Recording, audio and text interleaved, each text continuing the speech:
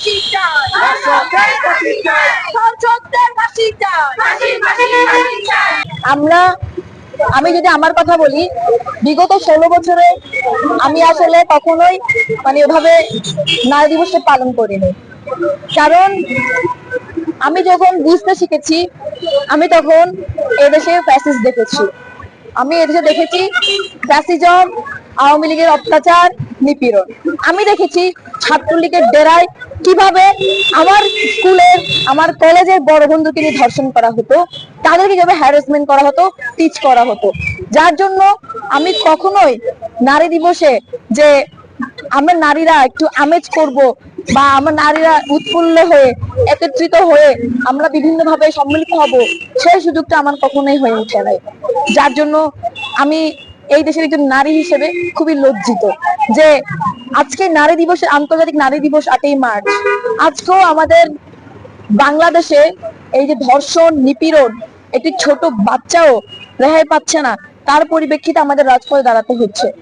সেই জুলাইয়ে যে আমরা রাস্তায় নেমেছি, এখন অব্দি আমরা ঘরে উঠতে পারিনি, আমরা এখন অব্দি কলম ধরতে পারিনি হাতে। যেভাবে আমরা সেই আমাদের পড়াশোনাটা আমরা যেভাবে কন্টিনিউ করতাম, সেটা আমরা এখনো পারছি না।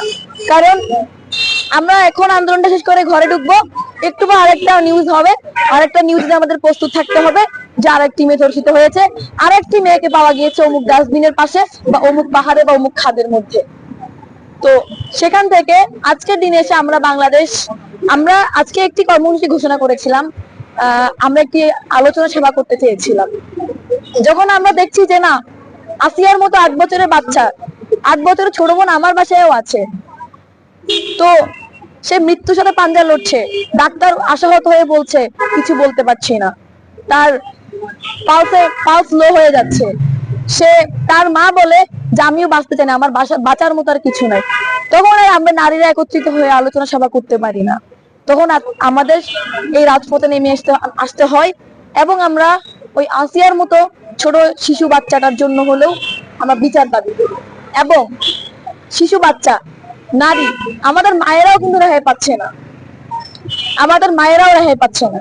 তো আমাদের আজকে নারী দিবস, এই আন্তর্জাতিক নারী দিবস উপলক্ষে সারা বিশ্বে, জাতিসংঘ সহ সারা বিশ্বে আমরা তাদের অভিমুখ হতে চাই, তাদেরকে জানাতে চাই আপনারা আমাদের নিরাপত্তা দেন।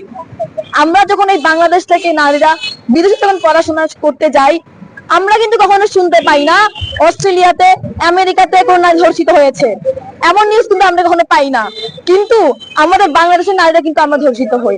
এখানে আমাদের বাংলাদেশে আমাদের নিরাপত্তা দিতে পারছে না, ঠিক তখন কিন্তু বহির্বিশ্বে আমাদেরকে নিরাপত্তা থেকে দিতে পারছে।